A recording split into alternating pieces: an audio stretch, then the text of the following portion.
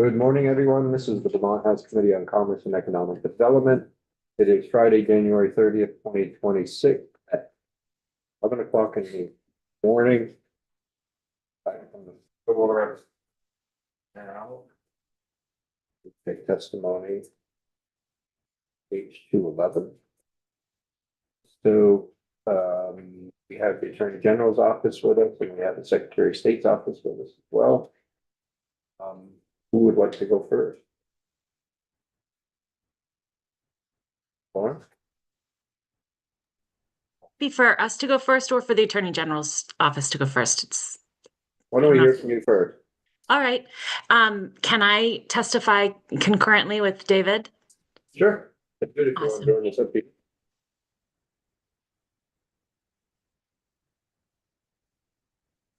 That's just easier for us so that we can communicate, although harder for David. Good morning, for the record.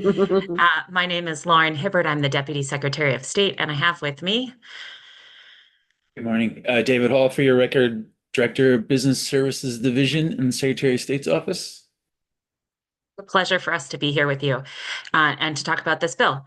As you all know, our office does house the Registry of Data Brokers, and we have been looking at this bill closely with the lead sponsor, our office, and the Attorney General's office, and have asked for some key modifications from its original state. And I have to admit, I have not had an opportunity to review the bill as currently drafted in great detail, and so I'll have to turn to David on some of those details. But on a very high level, we really want to make sure that the data broker structure that Vermont has built and currently has is as strong as possible before we start adding additional responsibilities in our office. Most notably, the option and requirement that was in the original draft to build an opt-out for Vermonters. We felt like that was too early in the process of where we are now in Vermont with the Registry of Data Brokers. And we are asking to have a study about that our office would be responsible for obtaining, studying how other states are providing opt-out for consumers, the cost of that, and the mechanisms that would be required to provide that. So that was our key, biggest concern, and I believe that now has been addressed. Okay. Questions for Lauren or David? Is it the time frame that you're looking at to gather the information and get it back to us? Well, so we had a really productive call with the folks at California Privacy, and they are a month in to having opt-out, and they are the first to have it, and they built a system fairly quickly, but it took 2 years, and I believe a good amount of money. So I forget the exact number, but I remember thinking it was a good amount of money. And so I would really like to have us have the report back to this body within probably more than 2 years, because it takes a year or two for operationally for you to learn how something is working and for us to have a really productive engagement with them. I think we want to know how it's been on the ground for them for a period of time. So that would be my inclination. David, I'd invite you to add any more details from that conversation or about thoughts about the bill as well. Because again, I was speaking very high level. Sure. Mr. Chair. So from my notes, the California system cost $4 million to build over 2 years. It was very interesting to hear because it was the first system in the country. They sent out their RFI, their request for information. They got some feedback. Ultimately, the range of proposals that they received were from $500,000 to $10 million. So they felt like nobody really knew what it was going to cost or what it was going to look like to build it. But in the end, it was just over $4 million. And, I guess what struck me about that as well is the primary technological feature that makes the whole thing work is the identity verification system, essentially, because they have to, because it's obviously through the internet accessible worldwide, anybody can come to it. So they have to verify California residency and identity, which they have a population of 40 million people. That's a pretty significant undertaking. So the fact that they built this thing and have it running and have adopted regs following on several iterations of that statute is, I think, pretty impressive. But I don't think that they were shy about saying it was a big lift. It was really challenging. I think it's appropriate to say, like, we talked to them about models, right? Like, is this something that we build from scratch in Vermont? Does it cost the same, or is it cheaper because it's smaller? We don't know. And are there possibilities, mechanisms by which we might be able to leverage their system? And, they were very gracious in saying they would work with us to review the possibilities. But I think it's fair to say there are a lot of legal, procedural, and technical issues surrounding either path, whether it's we go our own or we try to integrate with them. So it's a dynamic situation, and they're definitely leading, but they are a couple of months in. I guess I'd also mention, they said they had received thus far roughly 160 or 70,000 inquiries from California residents. So it's coming along. It makes sense to build into the language that maybe you give us, an update next year of how things are going, what you're learning. And you're looking at report back in 27 or 28.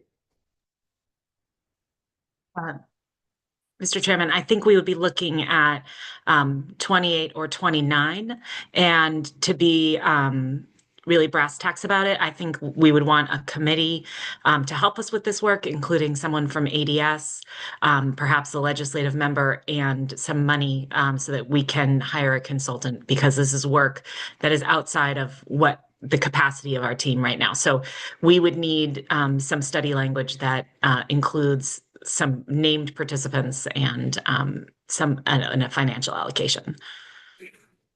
Okay. Any ideas on the amount of money you're looking at? I will come up with a number. I don't have one off the top of my head. I'll have to look at what other reports. We have not hired a consultant as the Secretary of State, at least to my knowledge in my time there. But what has become very clear is our team is so small. The cost of reporting on things that are outside of our current scope is just an incredible burden. And so we're needing to do this. So if I can broaden our conversation to the rest of the bill a little bit, I was going to ask about staffing and the registry, right?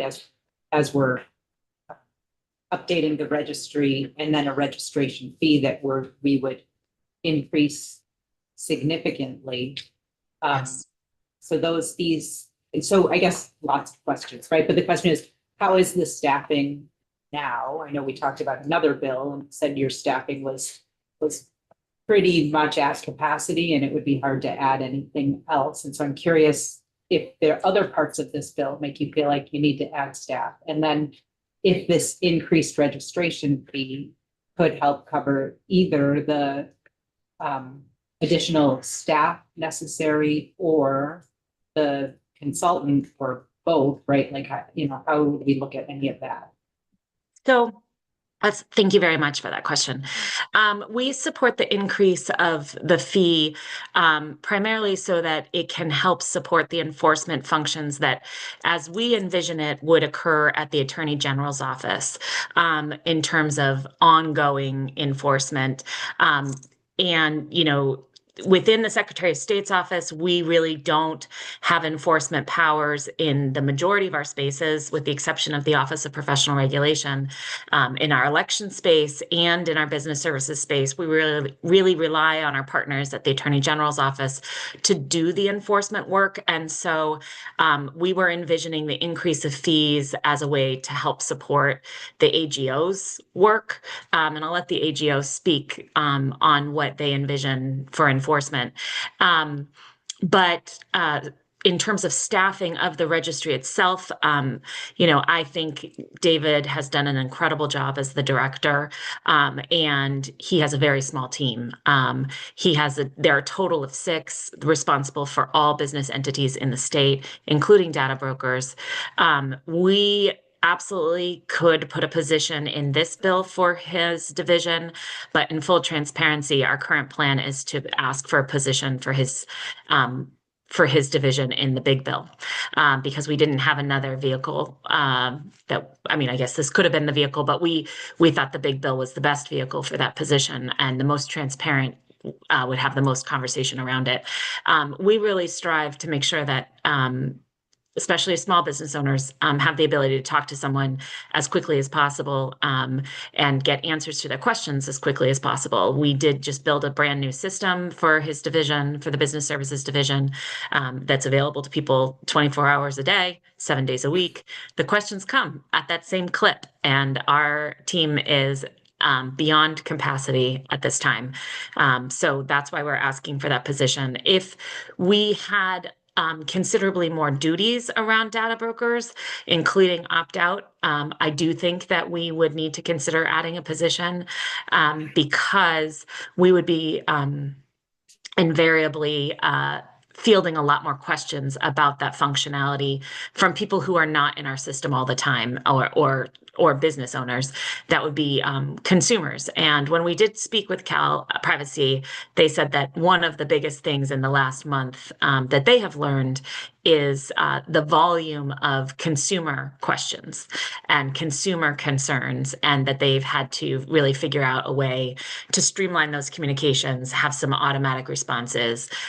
They have a whole system for it. But I would anticipate that that would be probably our biggest lift outside of the creation of the system itself, if that's what we did. So I do think if we had more functions in this space besides the registry, that we would need an additional staff person. But again, at this point, we're asking, please don't give us more additional functions than the registry. Let's study how it's going in another state, and really explore. I think we have a responsibility, a due diligence to see if we can join the California system, the IT system in some way, because that would be undoubtedly the most economical. Great. Lauren or David, I was just wondering, did the California legislature team, Cal Privacy team do a study that could be like referenced or anything, or is that did they just do it? David, correct me if I'm wrong. I don't think they did a formal study. I think they studied it as a group, but they didn't publish a study, for instance. Yeah, I think if I recall correctly, we actually asked them that, and they were just like, nope, they just told us to do it. And we had to go. Okay. And they did. Thanks. They looked at a lot of resources. They did a lot of research. They talked to data brokers. They talked to consumers, but I don't think they have anything published that we can copy, Okay. for lack of a better word. Wonder if we could put one of them on this committee that we want to put together. I don't know the politics of that, and but I defer to you.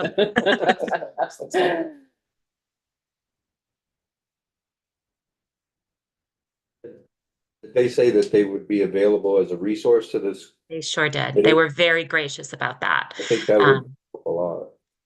I think it would help a lot too. And, they are really, in terms of the program and their IT system, in the infancy. So for us, that's why we would like to sort of see how that develops and see how it's going, and use them as the example to see if we want to follow that route or go a different route. And I do think there's a lot of exciting things that could happen in the IT space around their work. That would make it simpler for the consumer and for data brokers, quite frankly. Yep. Herb Olson, I appreciate your thoughts. And when you talked about the need for some sort of ID verification system that I appreciate that, I'm wondering whether California or anyone has thought about some sort of a bill back mechanism for the purpose of, designing something and enforcing that kind of matter. It might take a little load maybe off your budget or whatever. My understanding is that they have a sub fee to their fee to support the system for data brokers. I haven't looked into that. We obviously would need to explore that. That would be something that we would have to look at in the study. And we could probably work with Legislative Council on some of the specific language about what should be examined as part of the study. But yes, fee structure and the impact of the system on the fee structure should be considered. I don't believe they're charging a fee to the consumer. I believe it's only a fee to the data broker. Yeah. So yeah, I understand the fee issue. What I was thinking of was a little bit different from, a fee or an enhanced fee or whatever. Some regulatory agencies have a bill back authority where they're able to charge the regulated entity for the costs of enforcement, that kind of thing. Yes. So I think probably the Attorney General's office would be the better office to talk to about that. But yes, I understand what you're saying. It would be sort of a recoup of legal fees by the state of Vermont from the data broker. And there's a couple of different structures.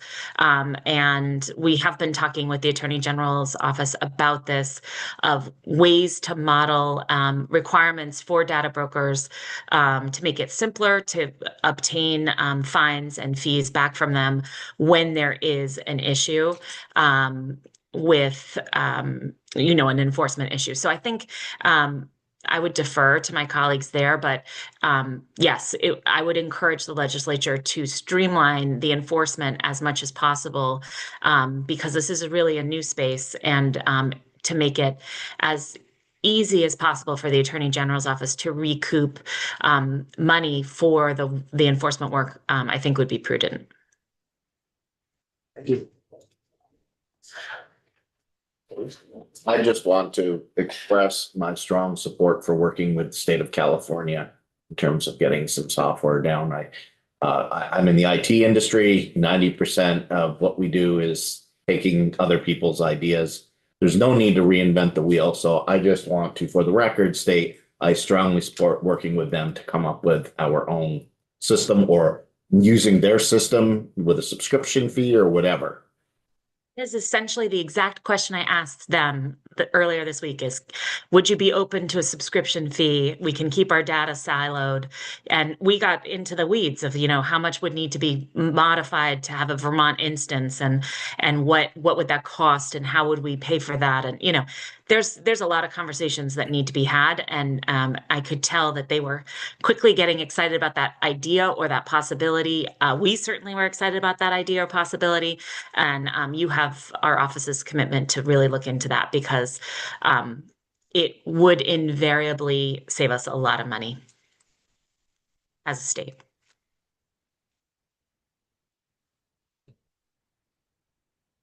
Just add on Nicholas's thing that I know other states are having this same conversation. I know Connecticut had a call with them and stuff too. So yeah, it seemed like great. Thank you for taking the time to do that. It was very productive. I thought it was an excellent use of our time.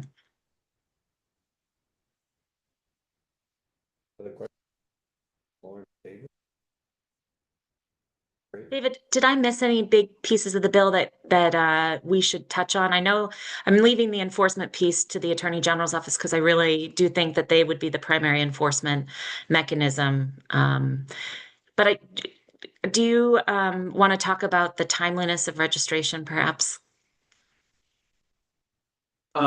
Sure. Thank you. Sorry. That No was a worries. lead up.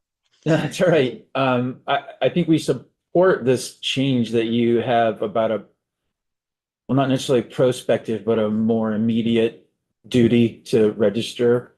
Right now, it's, as you are all sure well aware, it's a 1-year look back, and the way you've changed it, it's a 30-day duty and then an annual in July. And I think that works well for us. And I think it's better data, frankly, because it's more timely.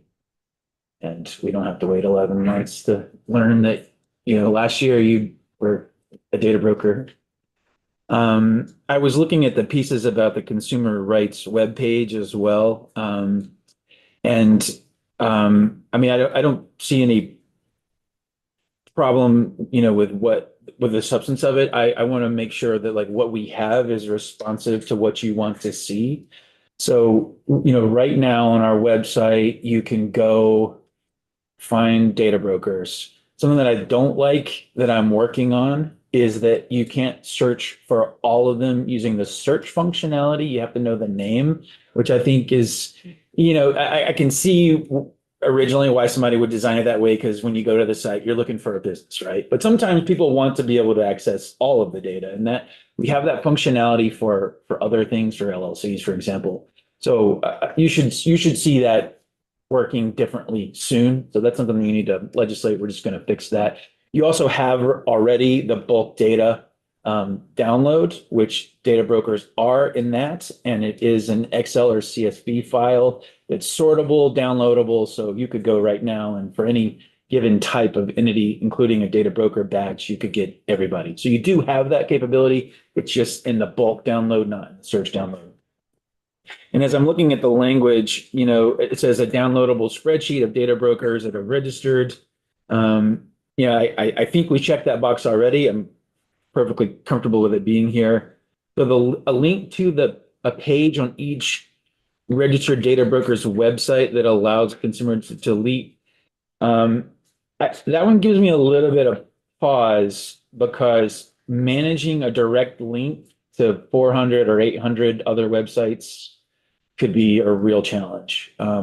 I think having the information and let it, be accessible to a consumer is a good idea. To part of what they need to tell us is what is the URL, and keep it up to date. Having us manage live links is those change all the time. They break, and I would rather people not be calling my staff and be like, why doesn't the web page for data broker XYZ work? Like, dude, I don't know. I don't know if you can say dude in testimony. Sometimes I do.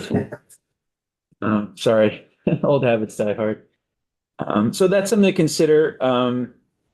An email or letter template intended for a consumer to use to send a data broker, to follow up. I mean, I don't object to drafting that as a template. I don't know if that's a one size fits all. I'd have to think about that. You know what I mean? Like, how much nuance would need to go into that kind of communication, or is that easily reduced to a sort of a uniform template? I'm sure I could come up with something, but let me think on that one. And then the last one, any additional information of the rights. Certainly, we can definitely populate on our site good information about data brokers, about the bill, about updates. We can push out notices to businesses. So far, consumer access to the data broker info is, we just don't have a lot of data on that. I imagine that if we get to the point of offering the opt-out, then that's going to change the dynamic and have our role be as much consumer facing as it is data broker facing. But right now, most of the work that we do and the service we provide is to help data brokers navigate their duties. So that's really all I can see for now. You want to give other specific questions? No. Great. Thank you. Lauren, are you hopping off? I'm going to stay on just to hear the conversation, if that's okay with you. No, it's great. I have another question for you, not related to this bill, but to another bill. Okay. And it's on your old hat is OPR. I'm happy to answer it now or later or however you see best. Well, if you're gonna stay on, why don't we hear from Todd and then, thank I you. think that'd be great. Yep, thank you.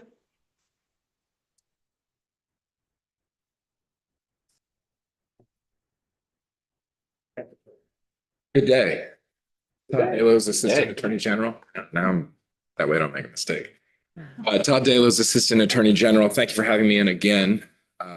My apologies that you've enjoyed my company quite so much this week, but I am really excited to talk about H211. I think it is yet another space that this committee is doing terrific work, updating a really important piece of consumer protection, and a really important tool for consumers to protect their own data and privacy. So I just wanted to start with that appreciation, reiterate our support for the direction this bill is moving. Vermont was a leader in data protection in the data broker space, maybe 10, 12 years ago when this bill first passed or this law first passed. And it's great to see the energy around updating it. I think likely there will be, further iterations as this moves through this body and hopefully downstairs with the Senate as well. But generally speaking, we really support it. We think there's real value in deletion for consumers. We think that ability of consumers to control the access to their data is incredibly powerful and important. And the bill's ability to do that, especially in the initial stages before the Secretary of State has an opportunity to really look at how Cal Privacy is moving, look at what the industry may provide in that technological space, is a great first step. So again, really support that. I was also in on a phone call with Cal Privacy, and I'll just reiterate what Deputy Secretary Hibbert said. They seem like really valuable partners, really interested and engaged in helping support Vermont. And I think there's a real opportunity here to expand their work in a way that supports this, in a kind of federalized state by state system. So we'll continue to stay engaged in that as much as it remains helpful. The registry really sits with the Secretary of State, but of course it's important for us to see how that all works because the enforcement side is where things end up if the registry isn't clicking. A couple notes, on the bill, generally notes of appreciation to begin with. I think the updating on penalties and fees makes a lot of sense in the current time period, especially the removal of the cap on penalties. And I say that and flag it because we have had cases that would have had higher penalties because of a failure to register, a repeated multi-year failure to register. And so withdrawing that penalty cap helps us go after those industries more aggressively and ensure further compliance, which again, for the most part, we see across the board with folks who are registering.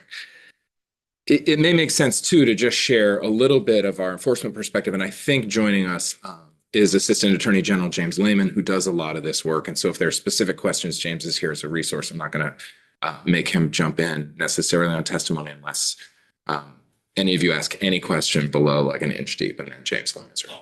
So on enforcement, it's just to share with you how we have been enforcing the law. I think it's helpful to sort of see how this work plays out and has played out. So, one avenue for enforcement is media reports, and I'll give you an example of that. There were some reports in national media around activity in a certain industry, not what we would think of as traditional tech industry, but there was an entity that worked with this consumer-facing industry, the airline industry, that was taking consumer data, packaging and selling it. And through the media reports, we were able to follow up and, under the existing law, enforce and receive, the penalties and get them again to comply. And they're now compliant. That's what we look for in any enforcement action, right? It's not to make the money, it's to get people to follow Vermont law.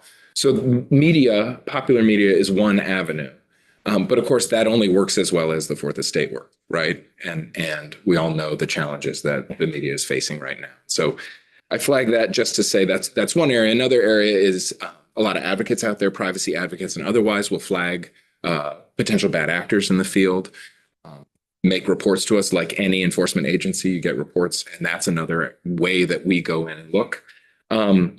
There are also multi-state actions where other enforcement entities across the country we'll reach out and say, hey, we think these folks are acting in your jurisdiction. Would you like to join us in an enforcement action? Those tend to be the higher level, bigger players, but they're also very valuable. It's kind of nationwide coverage, or as close as we can get. But the last one, which is most relevant to the bill, is auditing the registry. So one thing we have done specifically under Chris Curtis, who's been here before, look back on the registry and say, okay, year 1, 2, 3, XYZ broker was registering, then they didn't. Let's reach out, let's see, let's make sure there's not a lapse there. And so we think that as the registry expands, as the coverage of the bill expands, there will be more value to that. Again, it's a way of assuring compliance with the law. And so we'd continue to work on that. There were some questions around payment bill back, Rep. Olson. I would say in this instance, as an initial starting point, I think an increase in the fee based on what we believe will be the increased costs of running the program is merited. That includes some enforcement costs, and some languages in the bill that you've seen now includes a bonding requirement of about $20,000.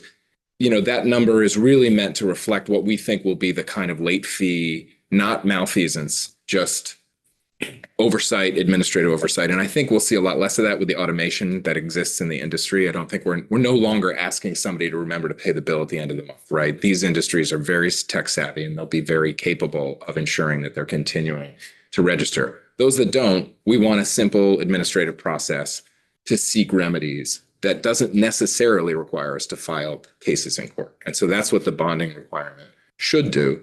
I'm certainly interested in hearing from industry about how they reflect on that. Because again, our goal there is to sort of make a streamlined process to ensure that Vermont recoups the costs that you have all chosen to place on businesses that aren't compliant within a timely manner. I have a couple thoughts on a couple specific notes I might make on the bill, but I wanted to pause and just see if there are questions, concerns, anything I can answer or James can answer around currently how things operate, where we see them going.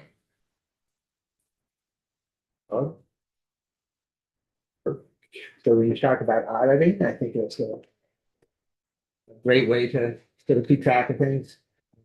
In terms of you talking about, I think, fee income, sports enforcement, is that fee income sufficient to do periodic audits? I think we anticipate it will be. Okay. I think it'll depend on the scope of enforcement. I think if numbers I've seen, and I am not the expert in this space, but I think we have somewhere in the 400 to 500 registered data brokers, and we anticipate it's like double that who should be registering. So there'll be a time period of ensuring that expands, and that will take time and effort. We've looked at, and just to respond kind of on the bill back point, because I think that is a valuable avenue to look at, there is a tension around ensuring that there's enough work to bill back for to justify hiring, right? If we don't know the scope of the work, we may have a body, but no means of funding the position. And so I think that'll take a little while, and maybe that's something we can look at in concert with the Secretary of State as they're studying this over the next couple of years. Yeah, of course. Talking about being on a phone call with the California privacy folks and potential of us coming alongside them. You used the expression, I believe it was federally state by state. Now, actually clarification, you meant small f federally. Yes. And staying in yes. The state path. It's a great question. In my head, it was a small f, so I appreciate you flagging it, meaning a state by state solution as opposed to a federal. Yes, clarification. Appreciate it. I'll give you, doing these audits, are you just auditing Vermont, or are you looking like at California? How many do they have registered? The other states, and then comparing the entire list, because it's they probably are doing business in Vermont too. I'm going to let James correct me on this one. James, if you're there, it's so weird. But we have the audit at this point. There he is. Thanks, James. So correct me if I'm wrong, James, but the audit at this point was really just a retrospective. Who was registered in Vermont in the past years? Are they still registered in Vermont? Let's reach out and see if they should be registered in Vermont. I think what you're suggesting, Chair, is where I think we see enforcement going, especially if the bill expands or the law expands in the way the bill anticipates, because that is where we're going to sort of find the folks who either don't yet know that they should comply or have ignored compliance to date. James, anything you want to? No, that's correct. That's the way the auditing happened in the past, and yes, that idea going forward. We already have some lists of what other data brokers have registered with other states that have not registered with Vermont, and it's a pretty long list. So we are in the process of reviewing it and reaching out to those companies and figuring out who else should be registered, who is not, and making sure they take what action they need to. And not to overstep, Chair, but James, maybe if you could identify yourself for the record. Oh, yes, sure. Sorry, James Lehman, Assistant Attorney General with the Consumer Protection Unit. Thank you.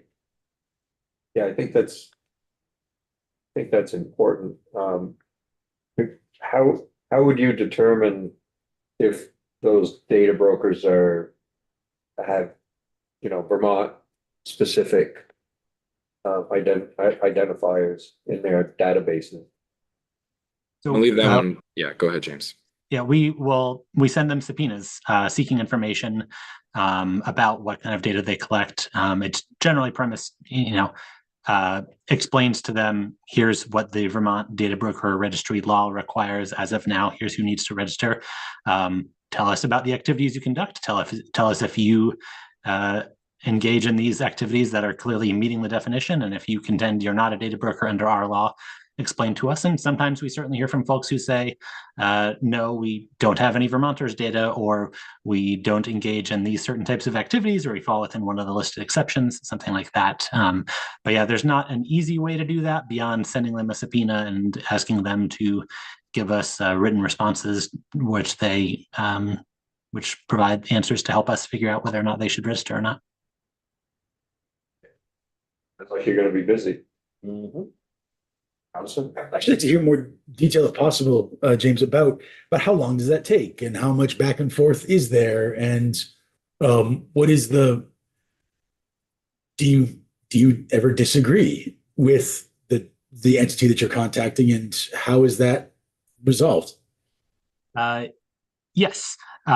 So it depends on the entity, of course. Sometimes you send a subpoena and you get an email back 20 minutes later saying, hey, let me tell you why we don't qualify, or oops, we're going to register right away. We're very sorry. And work that from there. And sometimes it takes longer. Sometimes we don't get an answer at all. And we, add them to the pile of, okay, how do we figure out how to follow up with this, company that's in Oregon or something like that, and try to get them to answer our subpoenas if they're ignoring us altogether. So there's not one way that it works. But yeah, generally, we rely on getting them to provide us a written statement of what they do and whether or not they engage in the activities listed. And if they are saying to us, we don't qualify as a data broker for the following reasons, and we don't agree with those reasons, we tell them that, and we, argue that. I know we had a resolution with that Todd was speaking about earlier, and the company contended that they did not qualify as a data broker, and we said, we don't agree with you, and here's why we don't agree with you. And they opted to pay the penalty and to sign an assurance of discontinuance, promising to register going forward. Even if they, still wanted to contend that they're not a data broker, they accepted our judgment. So, of course, ultimately, if someone really insists they're not a data broker and we really think they are, we can sue them. That, of course, is time consuming and, not the preferred solution, but we can definitely do that. And then they know that. So hopefully that encourages most folks to comply and be reasonable. And it seems like it's no different really from any other industry where you take these actions. Yep. Yeah, just to follow up and highlight what you just said, Jonathan, that's the consumer course of action across the Title IX, Chapter 63 scope of business. I'll just jump ahead if there are no other questions. there are just a couple little edits, and I'm also happy to just speak with Ledge Council about them. The one that I thought was worth at least raising, especially with Deputy Secretary Hibbert on the line, if she's still here, is on page 30. This is section 2446E enforcement, page 30, line 16. It has dual enforcement authority there. And I believe from the Deputy Secretary's testimony, they're comfortable with just the AG testifying. So if that's okay with the committee, we're comfortable with that change as well. I think some of the other edits are really about, well, it's very specific to the bond, but we would be interested in the section that talks about what a data broker, what the penalties are, ensuring that part of the penalties include if you give us a faulty bond, that's also a violation, not just if the information you've provided is inaccurate or untimely, but if the assurance you've provided to the people of Vermont is also flawed. We would like that included as a penalizable. And that would require the process James suggested.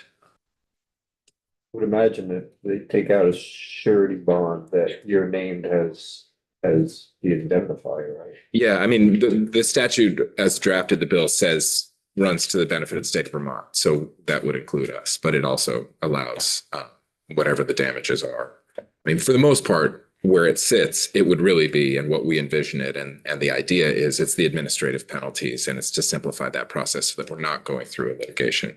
You'd be notified by the bond company if the business fails to Good pay question. or I will have to check. We use this in another somewhat similar space, and I'm not aware that we necessarily get notification of a bond no longer being valid, but we can check on that. you can do anything that In the law. tells surety, the bond company that they had to notify. I'm curious that, I was gonna ask whether or not you use this type of mechanism in other industries. I'm curious what other places. Yeah, I mean, it's interesting because to me, it's a little archaic now, but also in the consumer protection space, charitable solicitations. So we were talking about this actually offline yesterday, Rep. Nicholas, but we used to get a lot of phone calls on landlines of organizations fundraising. And there's an industry that supports organizations to fundraise. And there are some, as with a lot of spaces, some less reputable actors in that space. And so Vermont, likely this committee, passed a law years ago requiring certain information to be provided. And among the pieces of information was registration by the paid solicitors. So those companies that were calling on behalf of, fundraising on behalf of, they had to pay they still do have to pay an annual registration fee, and then they pay per solicitation, not per phone call, but per campaign that they run. And with that is a $20,000 surety bond running to the state. So that was the space that we had looked at and said, okay, there's a registration requirement, there's a regular check-in. This simplifies sort of administrative enforcement, and that's where the idea sort of came from. I'm gonna open a can of worms. And so apologies in advance. Curious on the definition of data broker and how you did Form 5. And if you have any comments to that. Yeah. Right there. We have looked at it, right, because it changed. Am I right? And there's a good deal of language struck. And then at the end of page 4 and the top of page 5, it clarifies that in a way that to me makes a lot of sense. And I'm curious from the enforcement perspective and. Yeah, so we have, and I don't know, James, if you've taken any more time, so I'll start, and if you've got anything to add. I think we were generally comfortable with the shift in definition. I think it's a more inclusive definition, which I think was the goal.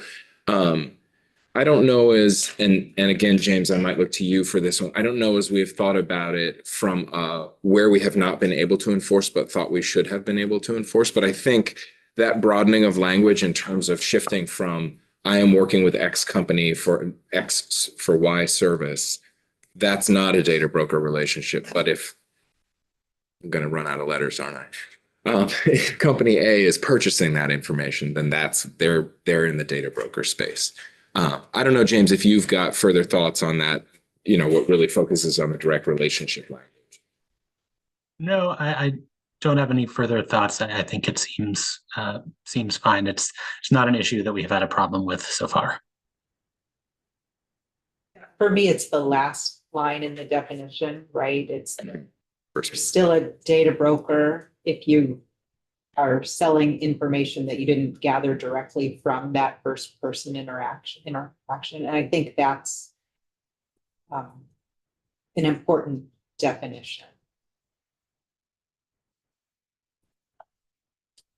Other questions?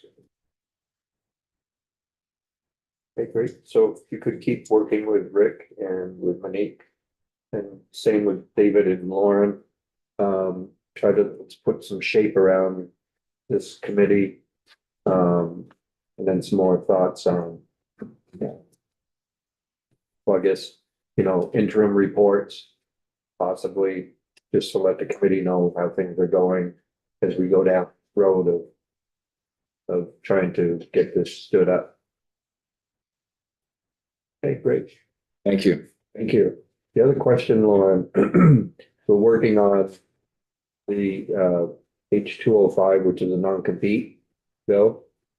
So a question came up when the vice chair and I were meeting with Chair Black from healthcare. And I know healthcare is looking to make sure that there are no non-competes at all in the healthcare industry.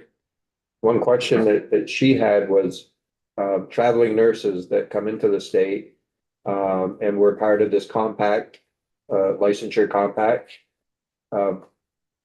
The company that hires them, not the Vermont company, but the company that they work for, has a non-compete. They're not in Vermont. Does that contract that they have follow them here in Vermont? And because they're licensed somewhere else, that non-compete conclusion that we want to put in does not follow. It doesn't apply to them. So I have to preface this that I'm a little out over my skis because I'm not in traveling nurses contracts very frequently. So, but can I just ask a question about what the intent is? You want the traveling nurse contract, which may or may not have a non-compete, to apply in Vermont if the nurse is in Vermont, or to not apply if the nurse. So it would not apply in Vermont. So that piece part of the contract would not apply in Vermont, because we have some travelers that come into Vermont that like the hospital they're working at or wherever, and they want to stay. So they get hired, but the company that hires them may use that non-compete clause to not allow them to do that. Right. And as a state, we like nurses to come and stay here. I will just say that for the record. We really like that. I will have to look into this a little bit. I would imagine that I'm likely not your best witness, and I'm sorry to punt on this, but I would get the Hospital Association to come talk to you about this, because they are responsible for managing those contracts. And those contracts, there's a contract obviously with the individual nurse when they become hired, an employment contract, but there's also a contract that traveling nurse company has with our hospitals. And so I would just talk to them about the provisions in both of those contracts. And I'm sorry, I would love to be able to answer your question a little bit better. But I don't think I'm the best person for the job, unfortunately. That's fair. Okay. But I'll tell you that we do get a substantial amount of nurses who do really love the culture of Vermont hospitals. We're fortunate that it is better than some of the other places in the nation. And we have seen anecdotally nurses who are on traveling contracts come and stay here. And so I'll just speak sort of not that you've asked me this, but anything you can do to encourage that, I would really support. Great. Thank you very much. Thank you. So I think that's all we have on the subject. We'll look for another draft and we'll keep moving forward. Great. Thank you all. Yeah. So committee can go to lunch. We're downstairs in room 10 at 1 o'clock, joining Health and General and Housing. And you can bring food and drink with you. Nice. If you need to. Like the Queen likes to do. Yeah. Okay, so we can go off live.